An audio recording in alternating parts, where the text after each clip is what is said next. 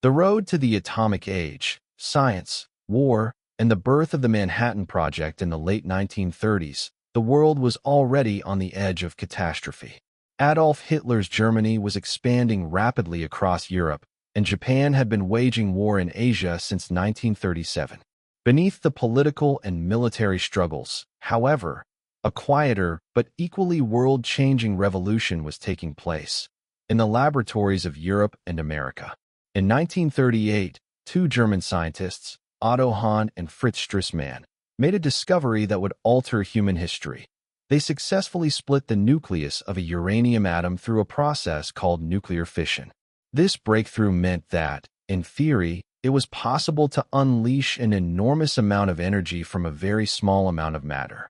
Albert Einstein and Hungarian physicist Leo Szilard quickly realized the implications. In 1939, just before the outbreak of World War II, they co-signed a famous letter to U.S. President Franklin D. Roosevelt. The letter warned that Nazi Germany might attempt to build a powerful new weapon based on nuclear fission. Roosevelt responded cautiously, but as the war intensified, the idea of an atomic bomb moved from speculation to urgency. By 1942, the United States had fully committed to an unprecedented scientific and military effort, the Manhattan Project. This secret project aimed to develop the first atomic weapon before Germany could succeed. The Manhattan Project was extraordinary not just for its ambition, but also for its scale. More than 130,000 people worked on it across multiple locations. Scientists, engineers, soldiers, and factory workers were spread across America, from Oak Ridge, Tennessee, where massive plants produced enriched uranium, to Hanford, Washington, where reactors manufactured plutonium. At the core of the project was the Los Alamos Laboratory in New Mexico, directed by physicist J. Robert Oppenheimer, who would later be called the father of the atomic bomb. Funding and secrecy were unlike anything attempted before. The project cost around $2 billion at the time, over $25 billion in today's money. Entire towns were built to house workers, guarded by strict security. Most people working in these facilities did not even know the full purpose of their labor. They refined materials, followed orders, and contributed to a weapon that would remain a mystery until it was unleashed. By 1944, while the Allies were advancing against Germany in Europe, it was becoming clear that the war in the Pacific against Japan would be long and bloody. Despite devastating bombing campaigns, Japan showed no sign of surrender. The U.S. military anticipated that an invasion of Japan might cost millions of lives, both American and Japanese. For this reason, the Manhattan Project took on even greater urgency. Meanwhile, scientists debated not only the technical challenges, but also the moral implications. Many of them, including Oppenheimer, realized that the weapon they were building would have destructive power unlike anything seen before. Yet with the war raging, the project continued at full speed. In July 1945, the work culminated in the first full-scale test of a nuclear device. Known as the Trinity test, it was conducted in the New Mexico desert. At dawn on July 16th, the device nicknamed the Gadget exploded with a yield of about 21 kilotons of TNT. Observers miles away saw the night sky turn brighter than the sun. A huge fireball rose, followed by a mushroom cloud that stretched into the heavens. The world had entered the nuclear age.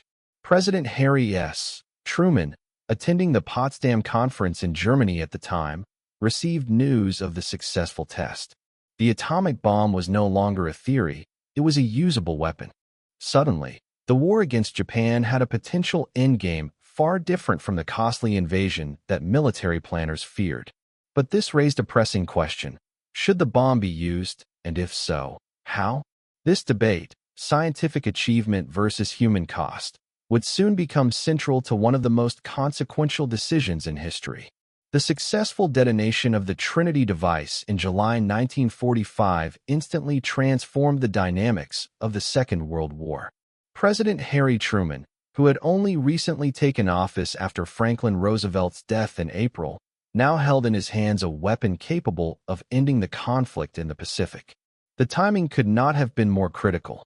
Even as Germany had surrendered in May, Japan showed no sign of laying down arms. At the Potsdam Conference, held near Berlin from July 17 to August 2, 1945, Truman met with Winston Churchill, later replaced by Clement Attlee after the British elections, and Soviet leader Joseph Stalin. While the public discussions centered on post-war Europe, behind closed doors the mood was shifting. The Trinity success gave Truman a new confidence.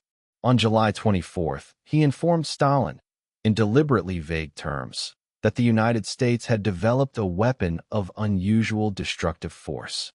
Stalin, who already knew about the Manhattan Project through Soviet espionage, simply nodded and remarked that he hoped the Americans would use it against Japan. The Allies issued the Potsdam Declaration on July 26, calling on Japan to surrender unconditionally. It promised that Japan would not be enslaved as a nation but demanded complete disarmament, occupation, and prosecution of war leaders for crimes. The declaration also carried a stark warning. Failure to surrender would result in prompt and utter destruction. In Tokyo, Japan's government remained divided. Some military leaders hoped for one last massive battle that might secure better surrender terms. Others pinned their hopes on the Soviet Union, believing Moscow might mediate peace. What they did not know was that the Soviets had already promised to enter the war against Japan by mid-August. The Japanese leadership ultimately rejected the Potsdam Ultimatum, effectively sealing the nation's fate. Meanwhile, U.S. military planners had already selected potential targets for the atomic bomb. The choices were not random. They followed strict criteria. Cities needed to be of military or industrial significance, relatively untouched by previous bombing raids, and large enough to demonstrate the weapon's destructive power. Tokyo was excluded because relentless firebombing had already reduced much of the capital to ashes, making damage assessment impossible. Kyoto, Japan's ancient cultural center, was initially on the list but was spared after Secretary of War Henry Stimson argued it held deep historical and cultural importance for the Japanese people. Ultimately, the short list included Hiroshima, Kokura, Niigata, and Nagasaki. Hiroshima stood out as an ideal candidate. It was a major military hub with troop concentrations, supply depots, and factories, yet it had been largely untouched by previous Allied bombing. This meant the effects of the atomic bomb could be measured clearly. On July 25, Truman approved the order authorizing the use of atomic bombs as soon after August 3 as weather permitted. This special bombing mission was placed under the command of General Carl Spaatz, with operational responsibility given to the 509th Composite Group based on the Pacific island of Tinian. Even as the final preparations were underway, debate among scientists and military leaders continued. Some members of the Interim Committee, the Civilian Advisory Group on Nuclear Weapons, argued that the bomb should first be demonstrated in an uninhabited area to warn Japan. Others, however, insisted that only actual combat use would shock Japan into surrender and demonstrate American power to the world, particularly the Soviet Union. By the end of July, the decision had been made. There would be no warning, no demonstration. The bomb would be used directly against a Japanese city. The world was about to witness nuclear warfare for the first time in history. By early August 1945, everything was ready. On the small Pacific island of Tinian, thousands of miles from the Japanese mainland, the U.S. Army Air Forces had constructed one of the largest air bases in the world. It was here that the 509th Composite Group, under the command of Colonel Paul Tibbets, prepared for a mission unlike any in human history, the delivery of the first atomic bomb in combat. The weapon chosen for Hiroshima was the Little Boy bomb, a gun-type device that used uranium-235. Unlike the complex plutonium implosion design tested at Trinity, Little Boy's mechanism was relatively straightforward. It fired one piece of uranium into another to achieve critical mass, unleashing a chain reaction. But straightforward did not mean simple. The bomb weighed around 9,700 pounds, 4,400 kilograms, and measured 10 feet in length. It had never been tested before. The available uranium was too scarce to risk on an experiment. The mission itself would be its first and only test. On August 6, 1945, at precisely 2:45 a.m., the Silver B-29 bomber Enola Gay, named after Tibbet's mother, roared down the runway at Tinian. On board was Little Boy, armed and ready. The crew consisted of 12 men, each briefed on their role, but only a few fully aware of the bomb's true nature. 2 other planes accompanied the mission, the Great Artiste, fitted with scientific instruments to measure the blast, and Necessary Evil, tasked with photographic documentation. The flight would take more than 6 hours, covering nearly 1,500 miles, 2,400 kilometers, to the Japanese mainland. Weather reconnaissance planes had been sent ahead to check conditions over potential targets. At 7:09 a.m., the plane straight flush radioed back. Skies over Hiroshima were clear. This message sealed the city's fate. As the formation approached the Japanese coast at an altitude of 31,000 feet, 9.5 kilometers, radar operators in Hiroshima detected the small group of planes. Air raid sirens wailed, but seeing only 3 aircraft, the Japanese military assumed it was a routine reconnaissance flight. The alert was lifted. People went back to their morning routines, students walking to school, workers beginning their shifts, and soldiers preparing for the day. Inside Enola Gay, final checks were carried out. The bombardier, Major Thomas Farabee, carefully adjusted the Norden bomb sight, aligning it with the aiming point, the Ajowai Bridge near the city center. At 8:15 a.m., when the plane reached the release point, Farabee triggered the mechanism. The bomb bay doors opened, and Little Boy began its 43-second descent. At 600 meters, about 2,000 feet, above the city, radar altimeters triggered the bomb's firing system. A uranium projectile slammed into a uranium target, initiating an uncontrolled chain reaction.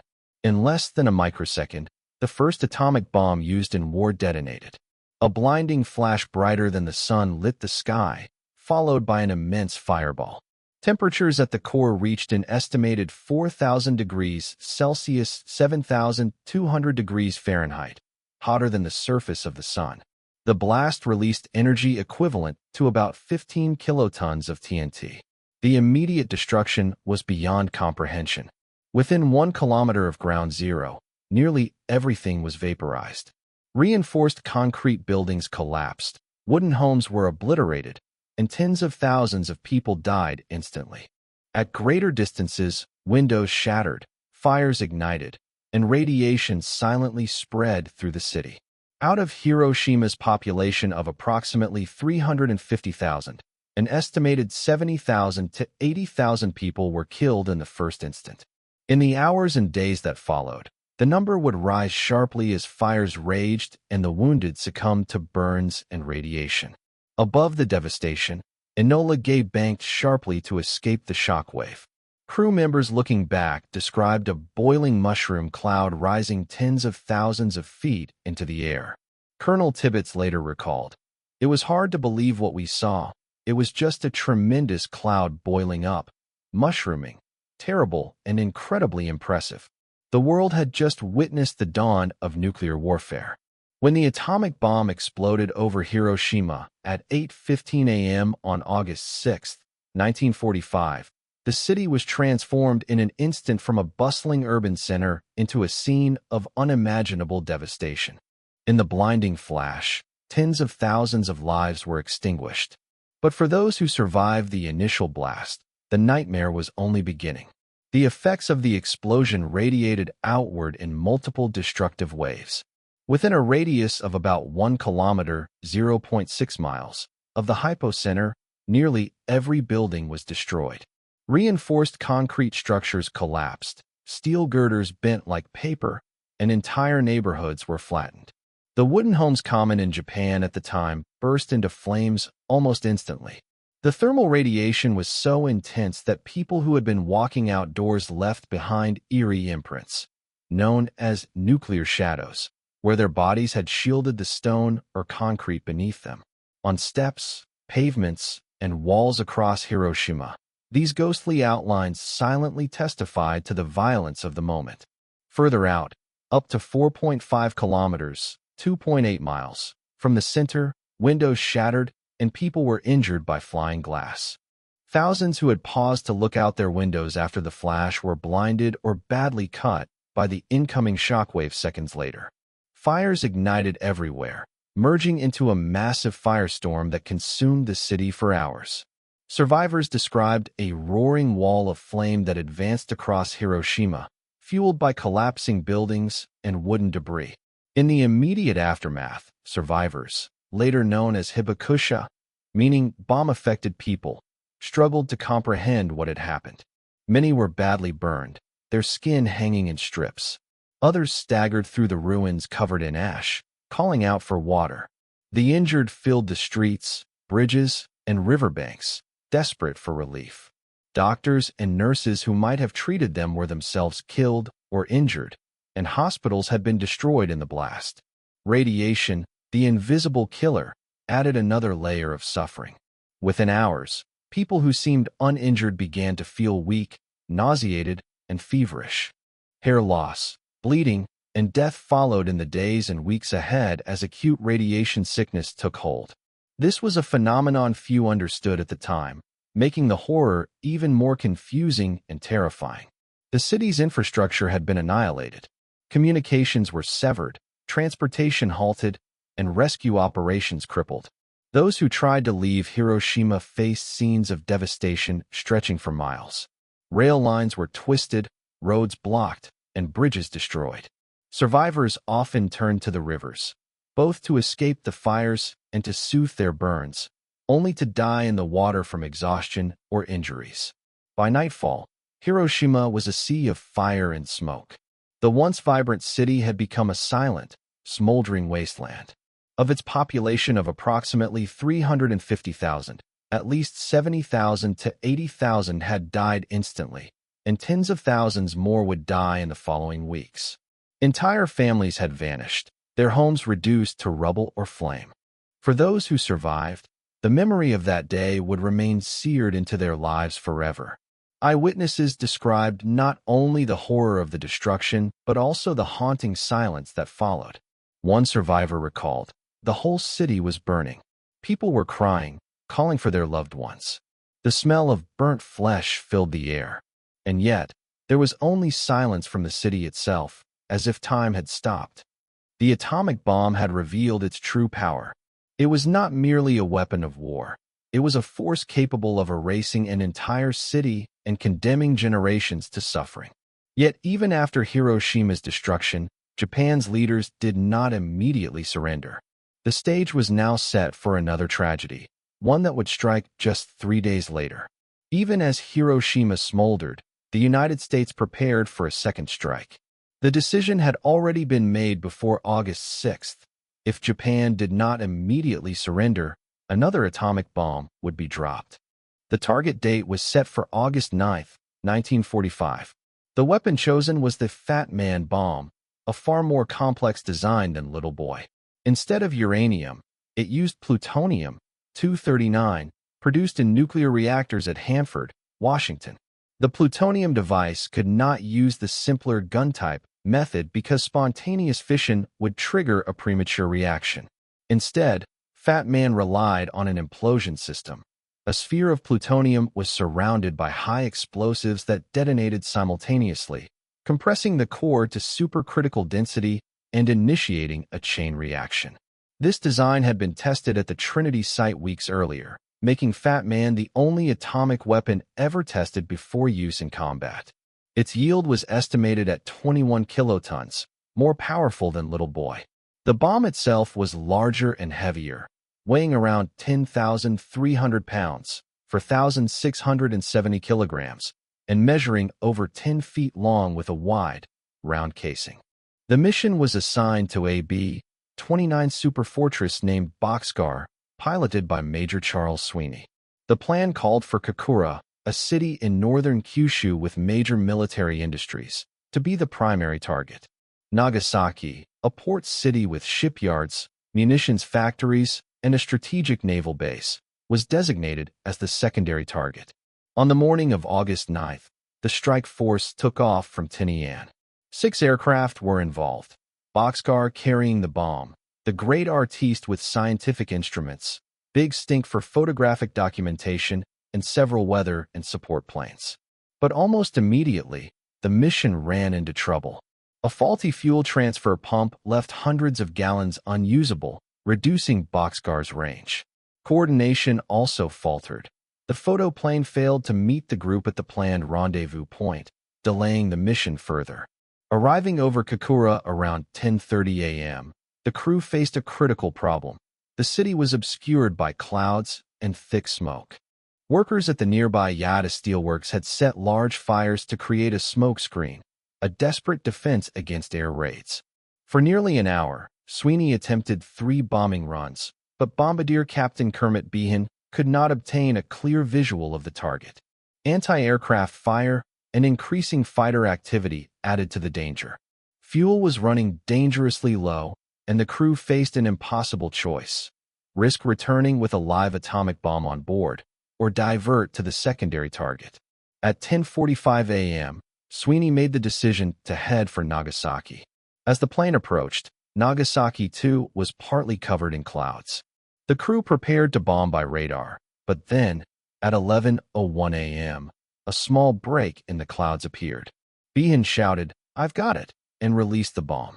At exactly 11:02 a.m., Fat Man detonated at an altitude of about 503 meters, 1,650 feet, above the Urakami Valley in the northern part of the city. The explosion was massive, producing a fireball over 200 meters wide and releasing energy equivalent to 21 kilotons of TNT.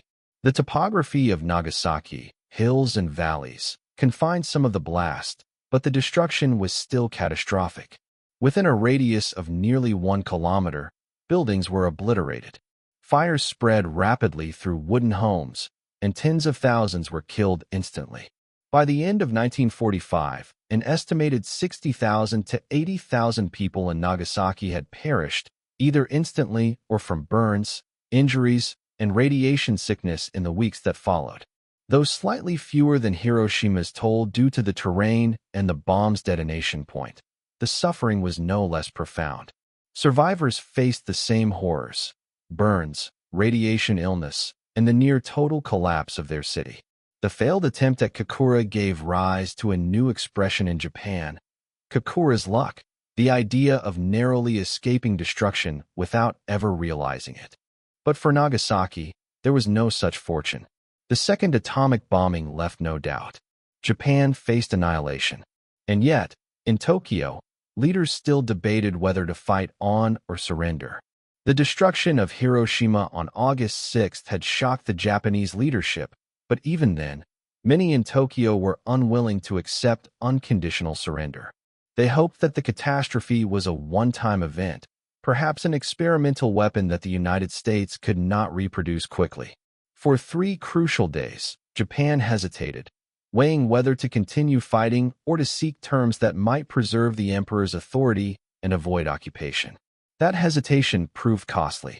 In the early hours of August 9, 1945, just hours before the Nagasaki bombing, the Soviet Union launched its long-promised invasion of Japanese-occupied Manchuria.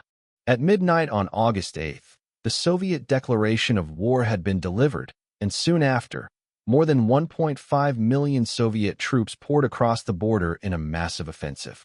Tanks, artillery, and aircraft swept aside the exhausted Japanese Guandong Army, once one of Japan's most formidable forces, but now weakened by years of war and shortages of equipment. The invasion shattered one of Japan's last hopes. For months, elements of the Japanese leadership had clung to the idea that Moscow might act as a mediator between Japan and the Allies. Instead, the Soviets had joined the war with overwhelming force, signaling that Japan now faced defeat on all fronts, from the west with the United States and Britain, and from the north with the Soviet Union.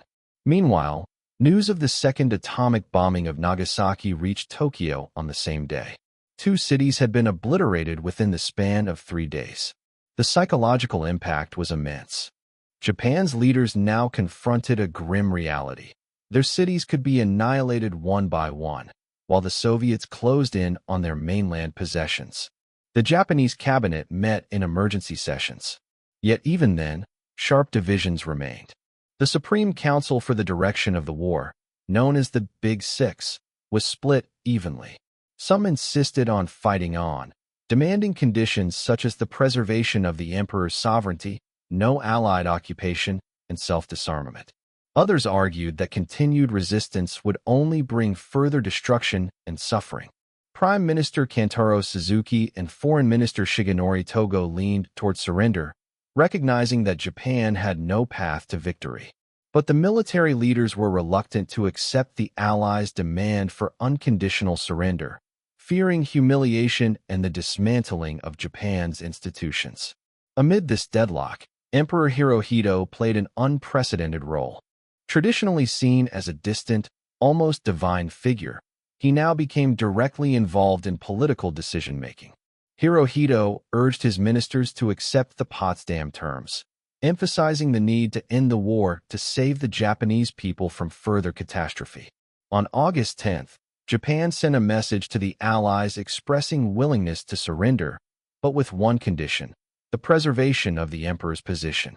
The United States responded that the emperor could remain, but only under the authority of the Allied occupation and subject to the will of the Japanese people. This compromise opened the way for surrender, but resistance within Japan did not vanish. Some military leaders contemplated a coup, hoping to prevent the government from announcing defeat. The nation teetered on the edge of chaos, its leaders torn between honor, survival, and the overwhelming reality of atomic warfare and Soviet invasion. The days following Nagasaki were perhaps the most critical of the entire Pacific War.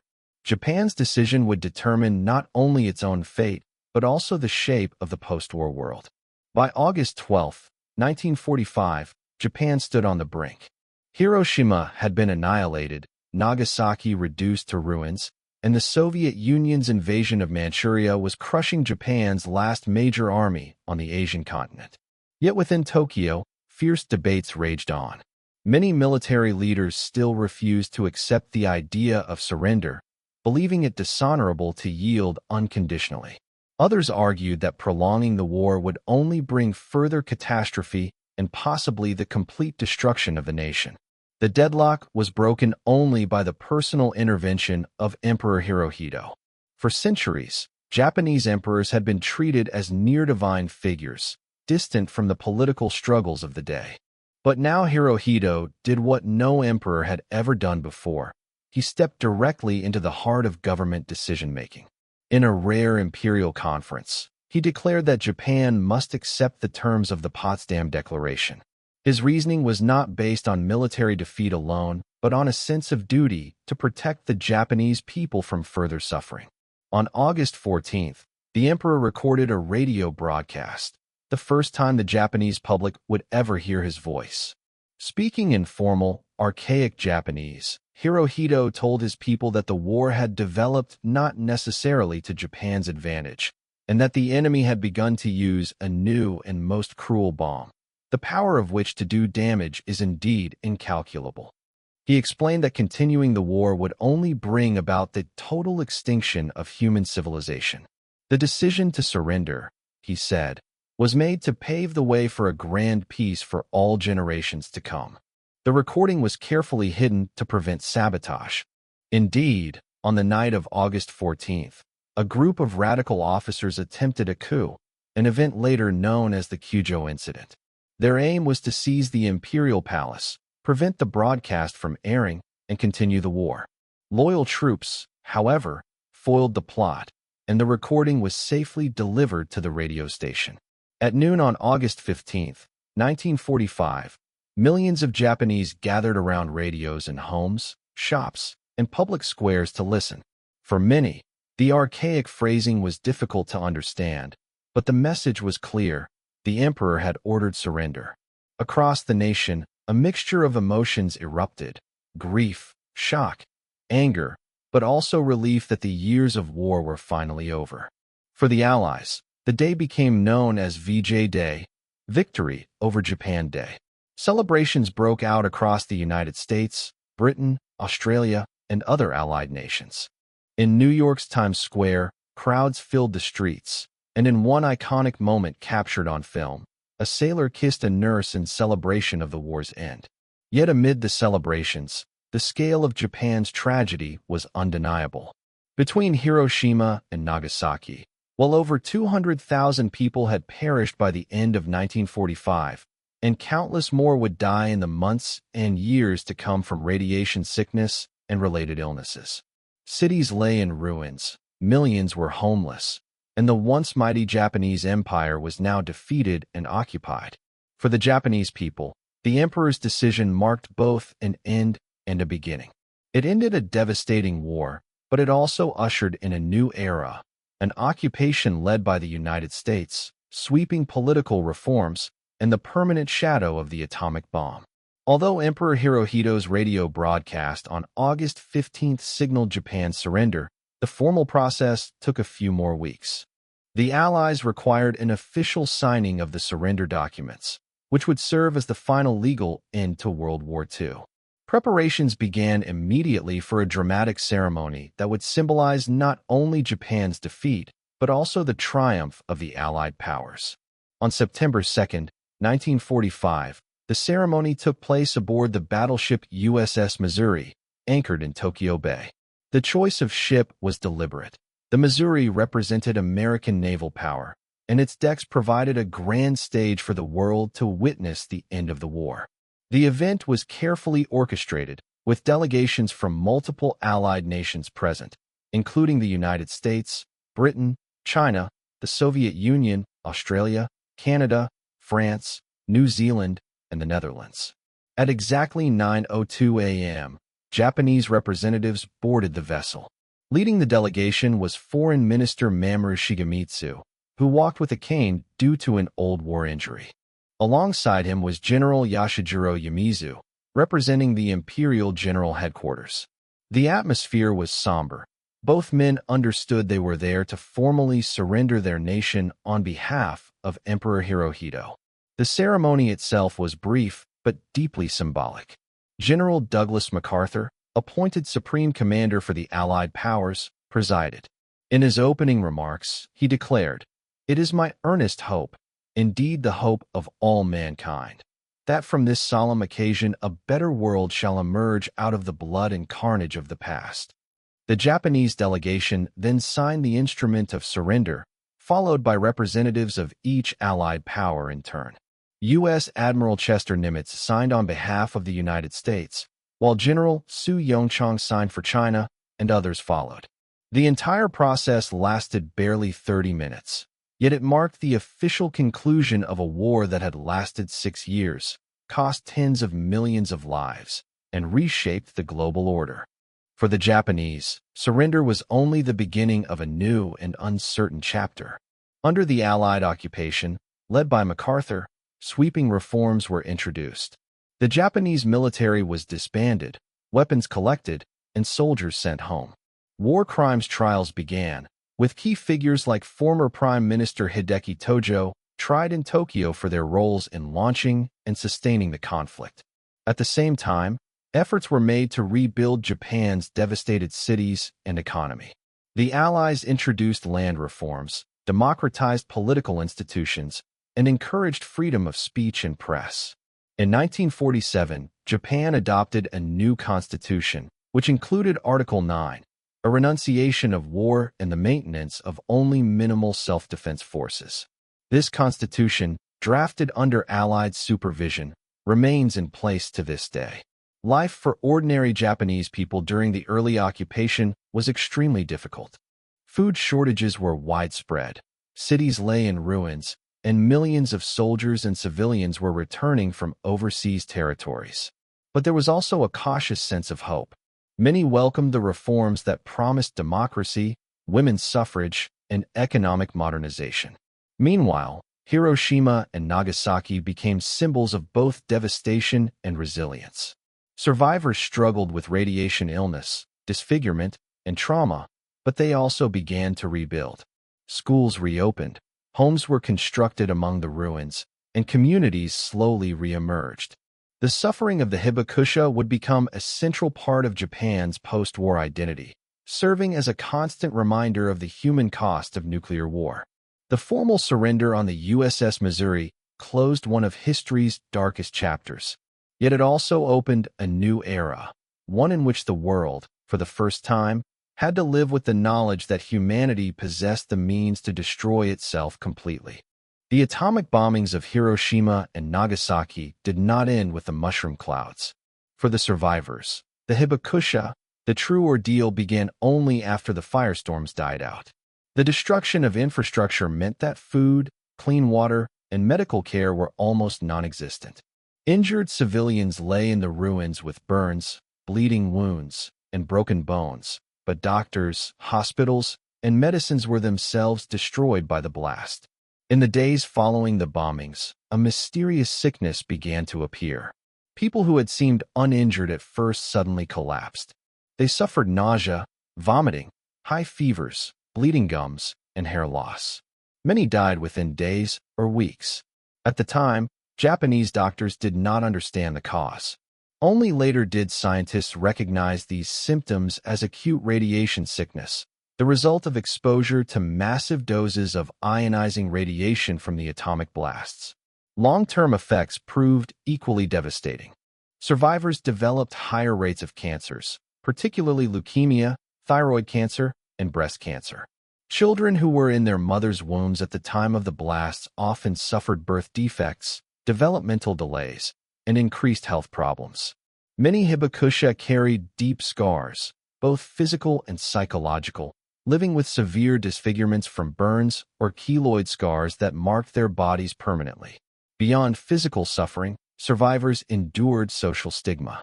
In post-war Japan, many hibakusha faced discrimination in jobs and marriage because people feared radiation was contagious or hereditary. Women who survived were often considered unsuitable for marriage, and children of survivors were sometimes treated as outcasts. For decades, hibakusha fought not only to heal but also to be recognized and supported by their government and society. Internationally, Hiroshima and Nagasaki became symbols of both horror and warning. Journalists and scientists who visited in the months after the bombings documented entire neighborhoods reduced to ashes, schools where students had simply vanished, and rivers filled with bodies. Photographs of ruined buildings, shadowed walls, and human suffering spread around the world. For many, it was the first concrete evidence of what nuclear weapons could do. The U.S. government initially attempted to control information. American occupation authorities censored reports, photographs, and films taken in Hiroshima and Nagasaki, fearing they would provoke global outrage. But despite these restrictions, word spread. By the late 1940s, images and survivor testimonies began to reach the wider world, fueling debates over the morality of nuclear weapons. In 1945 and 1946, the Atomic Bomb Casualty Commission, ABCC, was established by the United States to study the effects of radiation on survivors. While the ABCC gathered valuable scientific data, many hibakusha resented being treated as research subjects without receiving adequate medical care. It would take decades before proper health and welfare programs were provided to them. Meanwhile, the memory of the bombings became central to Japan's new national identity. Hiroshima, in particular, transformed itself into a city of peace. In 1949, the Japanese government designated Hiroshima a Peace Memorial City, and construction began on what would become the Hiroshima Peace Memorial Park, centered around the preserved ruins of the Genbaku Dome, atomic bomb dome. Nagasaki also developed its own memorials, emphasizing reconciliation and the hope that no city would ever again suffer such destruction. Globally, the bombings triggered urgent debates about the future of warfare. The newly founded United Nations included nuclear disarmament as one of its first priorities. Yet instead of eliminating atomic weapons, the world soon entered the Cold War, with the United States and the Soviet Union racing to build even larger arsenals. Within just a few years, bombs far more powerful than those dropped on Japan were tested, and the shadow of nuclear annihilation loomed over humanity. For the survivors in Hiroshima and Nagasaki, however, life went on. Amid the ruins, people rebuilt their homes, reopened schools, and restarted businesses. Children played in the rubble, families planted gardens in the ashes, and a new Japan slowly emerged from devastation. But the memory of August 6th and August 9th remained etched into their lives, reminders that the nuclear age had begun not as an abstract concept, but as a lived human catastrophe. 8 decades have passed since the atomic bombings of Hiroshima and Nagasaki. The world of 2025 is vastly different from that of 1945, yet the legacy of those two mornings still shapes global politics, ethics, and security. The atomic bombings were not just the closing act of the Second World War, they were the opening act of the nuclear age, an era defined by both technological power and existential risk. In the immediate aftermath of the war, the United States was the sole possessor of nuclear weapons. But that monopoly lasted only until 1949, when the Soviet Union tested its own atomic device. A dangerous arms race followed. By the 1950s, thermonuclear weapons, many hundreds of times more powerful than the bombs dropped on Japan, were developed. The doctrine of mutually assured destruction, MAD, came to dominate Cold War strategy, the idea that neither side would dare to launch a nuclear attack, because both would be destroyed in retaliation. Despite periods of tension, Hiroshima and Nagasaki always loomed in the background as stark reminders of nuclear war's human cost. The ruins of the Jinbaku Dome in Hiroshima and the Urakami Cathedral ruins in Nagasaki became pilgrimage sites for peace activists, world leaders, and survivors who sought to ensure that such destruction would never happen again. Survivors, or hibakusha, played a central role in keeping the memory alive. Many dedicated their lives to speaking about their experiences, often traveling the world to advocate for nuclear disarmament. Their testimonies, describing burned children, families lost in firestorms, and decades of radiation-induced illness, gave a human voice to the abstract horror of nuclear policy. As time passed, however, the hibakusha grew fewer in number. In 2025, most are in their 80s or 90s, and preserving their memories has become a global priority. Efforts to eliminate nuclear weapons have been ongoing for decades. Treaties such as the Nuclear Non-Proliferation Treaty, NPT, of 1968 and the Comprehensive Nuclear Test Ban Treaty, CTBT, of 1996 sought to limit or halt the spread of these weapons. More recently, the Treaty on the Prohibition of Nuclear Weapons, TPNW, adopted by the United Nations in 2017, reflected the growing demand among nations and civil society for a world free of nuclear arms.